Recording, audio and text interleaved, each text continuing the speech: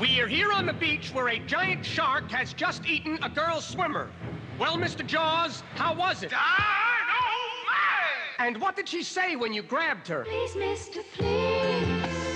I know sharks are stupid, but what did you think when you took that first bite? How sweet it is. Mr. Jaws, before you swim out to sea, have you anything else to say? Why can't we be friends? Why can't we be friends? With me now is the local sheriff. Sheriff Brody, the shark will be back for lunch. What do you intend to do? Do a little dance, make a little love, get down tonight. Just arriving is oceanographer Matt Hooper. Sir, if someone is attacked by a shark, what should they do? Do the hustle. We are going aboard the fishing boat of Captain Quint. Captain, will you be able to catch this giant shark? I will, I will, I will. Thank you, I Captain. will, I Captain, will, Captain, I will. Captain. When you catch one of these sharks, what do you feel like? Like a rhinestone cowboy. We've just sighted the shark again. He's coming straight for us. Captain Quint is shouting something at him. Get your baby one of these nights. Hey, Jaws, the captain says he's going to catch you. What do you think of that?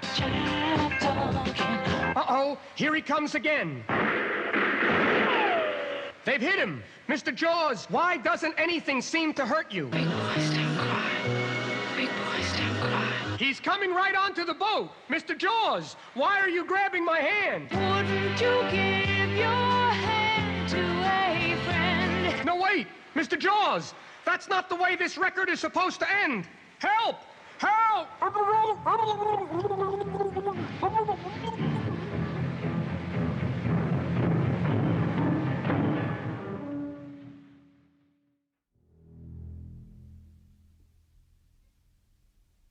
JAWGUST. JAWGUST.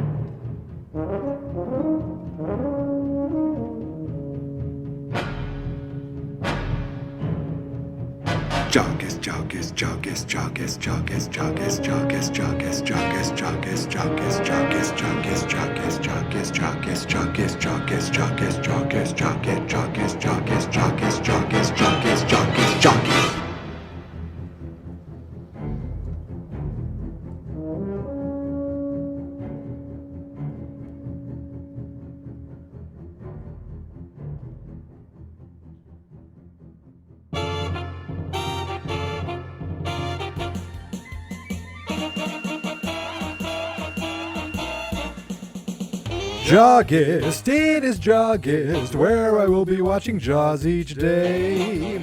Podcast, got a podcast, but I'm not quite sure what I will say.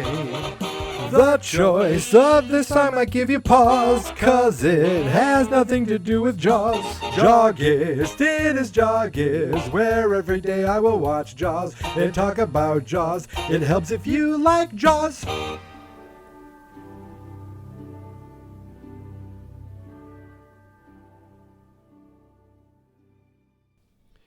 It's JAWGUST 19th. Da, da, da, da, da, do. Boop, boop, boop, boop, boop, boop, do.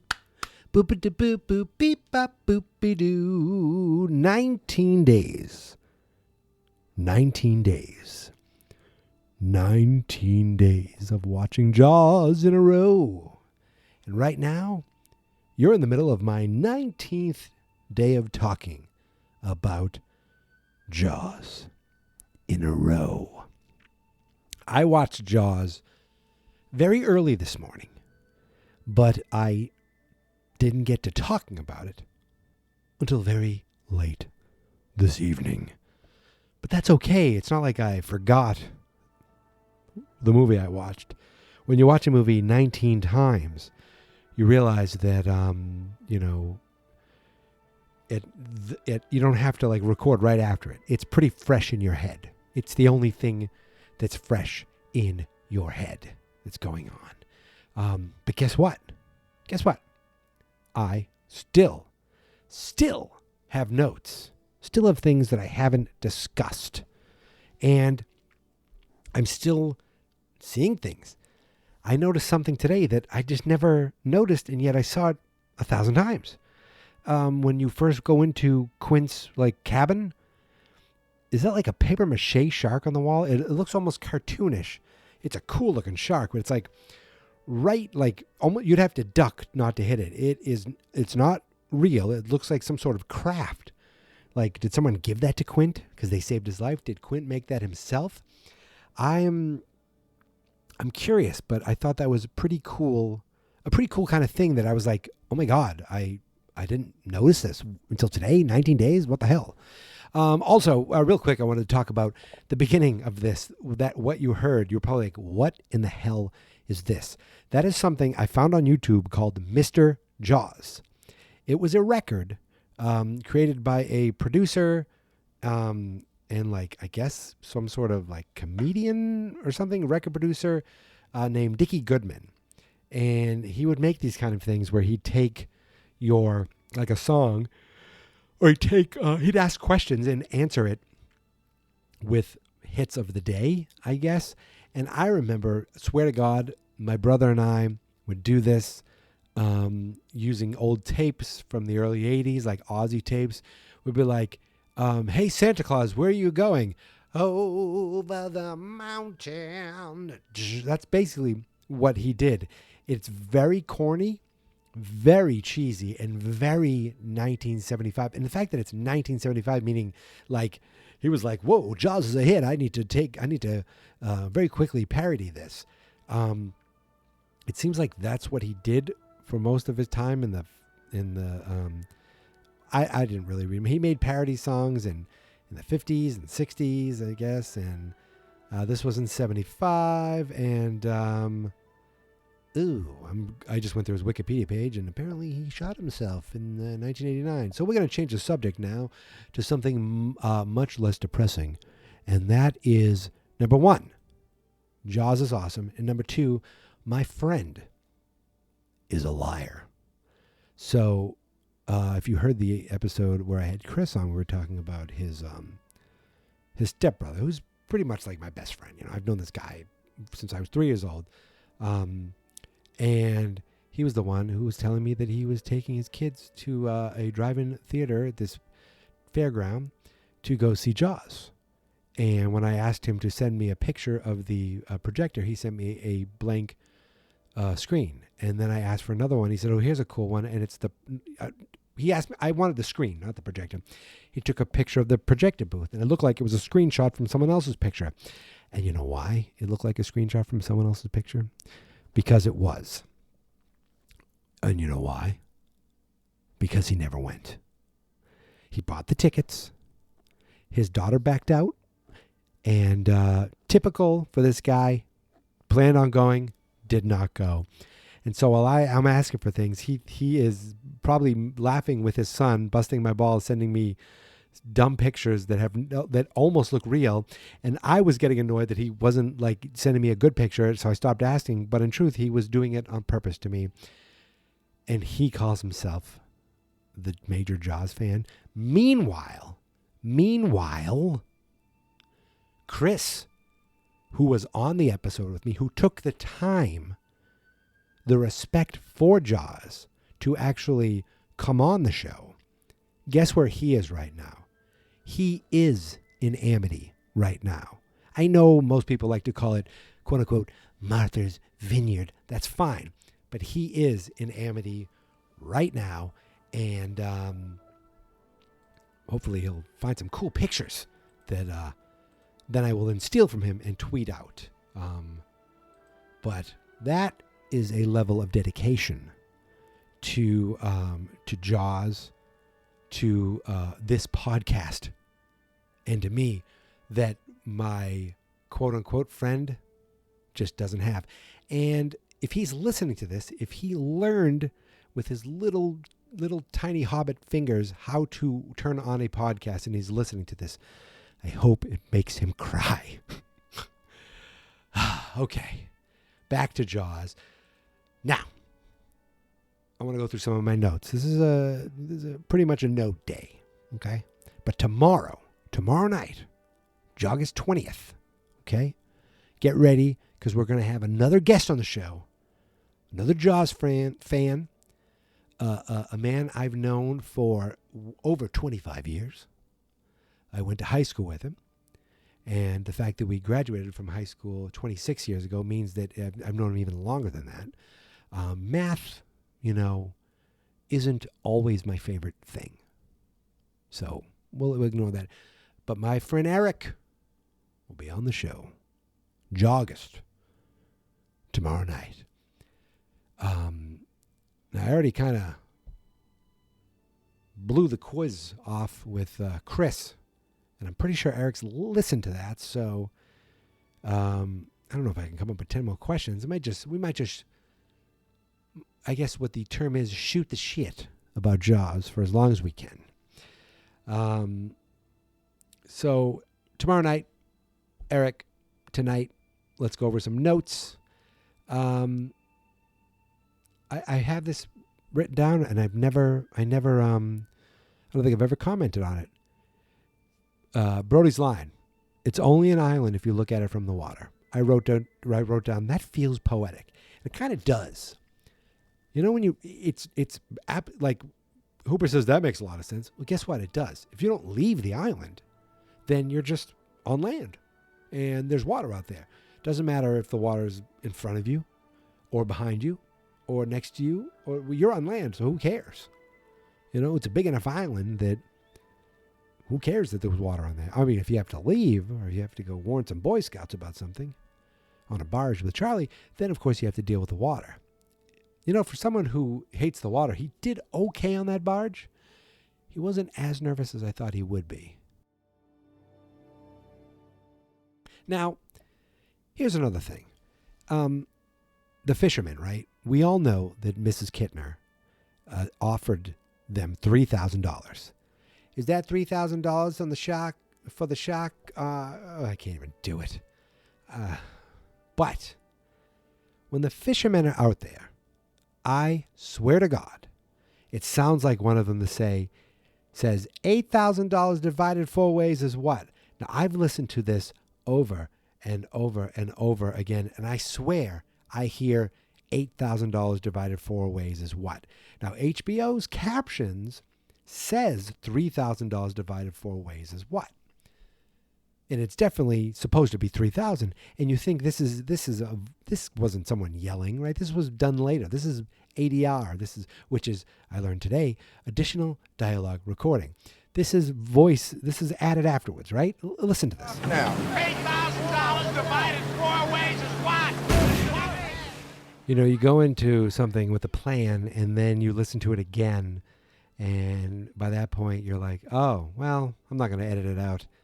It sounds like he says $3,000 there, isn't it? I swear to God, when I'm watching it, I'm like, $8,000? $8,000? And then I just listen to it now without the boats and everything, just the audio. He says 3,000, doesn't he? But if you want to hear 8,000, you can hear it. And apparently I wanted to hear it. Even with the closed caption on, I still wanted to hear it, and I was all excited, and it made no sense to me. But I was, Jaws is never wrong, so I was going to say, wow, this idiot doesn't even know that it's only $3,000. Yeah, man, I expected so much more after you'd hear that, but I just heard it, and yeah, I think he says 3,000 too.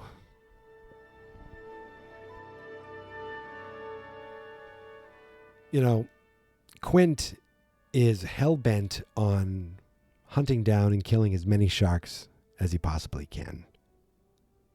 As I'd say, it's personal. But you think about it. Sharks are what killed his friends, what killed his partners on the Indianapolis. So these sharks seem to be a constant reminder to him. And yet, he was so broken from the experience that while killing the sharks seemed to remind him of things and maybe make him feel better, he went so far as to have that tattoo removed, the USS Indianapolis removed. Like, why would he, like, remove that?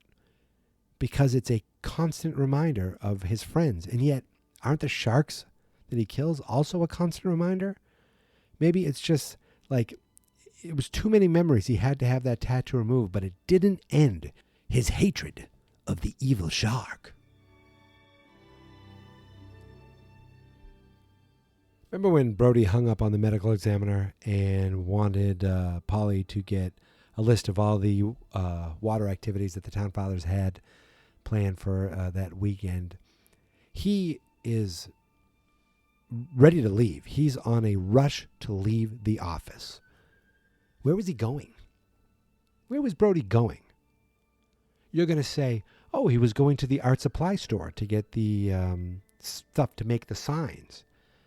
First of all, you could send Hendricks to do that, but he just took it upon himself because he was already heading out. Because remember, he just assumed there was already beach closed signs. He was heading out still. And Hendricks was like, we never had any. And then he was like, all right, screw it. I'm going to go and get these to make the signs. And then Hendricks comes up and says, like, Paulie wanted me to tell you that some Boy Scouts are swimming for their merit badge. And then he makes Hendricks go back. Obviously, don't let Hendricks print. No, thank you. But where was he going before he knew that they didn't have signs? I'm assuming he was going to just go close the beaches. Maybe he was going to run to the mayor's office, but I think he was going to say, Hendricks, get me those signs. Let's go to the beach. Let's close them. If the police department, his predecessor, was more diligent as to have beach closed signs, maybe they didn't need them because, again, there hasn't been a shooting or murder in Amity in 25 years. You know, that's 1950, 1949. Again, what does Polly and Harry know about that whatever happened in 1949 Amity? The world may never know. But he was going someplace. So I'm assuming he was going to just go close the beaches automatically. But it wasn't, like he gets off, he starts leaving. Next, you start seeing all these guys, empty out. So the medical examiner gets off the phone right away. I think he calls the paper, I guess, to let them know because they need a death listing. And that guy is like, oh crap. He calls Murray right away. Murray Hamilton. He calls Larry Vaughn right away.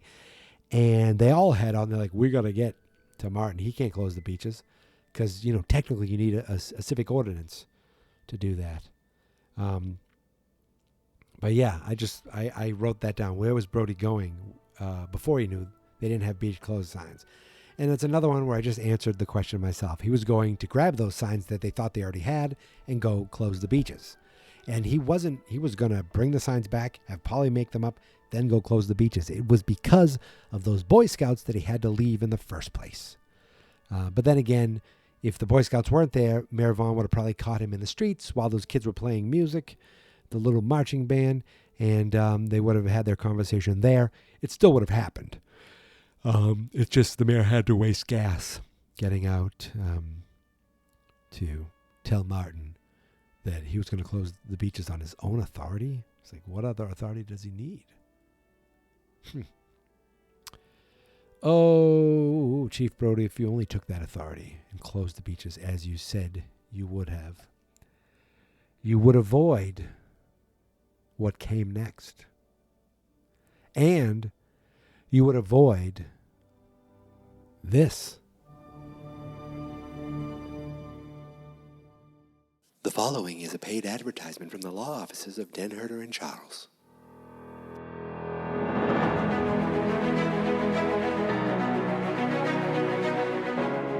Were you on Amity Island's town beach anytime between the days of June 29th and July 4th? If so, you may be eligible for a substantial award in a class action lawsuit that my employer, the law offices of Den Herder and Charles, are putting together. As a member of the Amity community, we should assume that our town fathers have the best interest of the public and taxpayers in mind. However, we intend to prove that this was not the case by any means. Your town officials failed you. Your mayor, Larry Vaughn, was fully aware that a young lady was devoured by a shark and yet pressured the town's medical examiner to change that death report. And your chief of police was fully aware of this wrongdoing.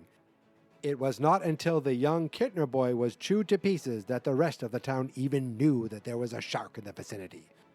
That boy's death is on the hands of Larry Vaughn, Martin Brody, and whatever the name of that medical examiner is. But wait, there is more. Once the shark was common knowledge, the town fathers willfully ignored a veteran fisherman's offer to catch the head, the tail, and the whole damn thing. Instead, they decided to close the beaches for only one day and allowed a privately funded mass group of amateurs to show up and try to catch this beast. Because of this, a local fisherman was killed. The death of Benjamin Gardner is on the hands of Larry Vaughn, Martin Brody, and that medical examiner guy. If you think I'm done, you're ignoring this particular problem until it comes up and bites you in the ass. Instead of trusting in science and a visiting shark expert, the mayor swept things under the rug and claimed that a simple tiger shark was responsible and was caught and that the town was safe. This directly led to the death of a fisherman, 4 dead, because these selfish city officials care more about the almighty dollar than they do your safety.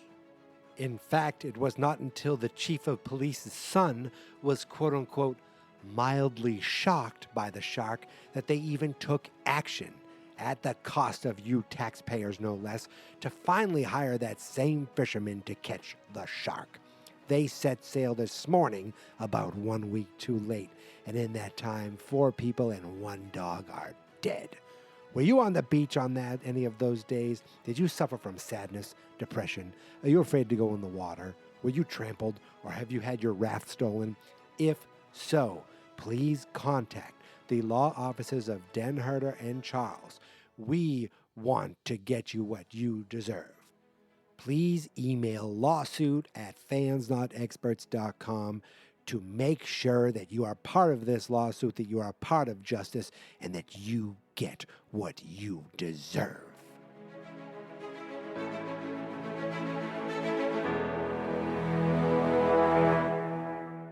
Here is my theme song. This is my podcast, I made it. Geek Mentality's what I named it. And I think you should listen and subscribe, 'cause I'm kinda funny and awesome. I think that I'm worth your time, and I'm kinda handsome. My mom says, please listen and please subscribe. At least listen to this episode. Fans not experts.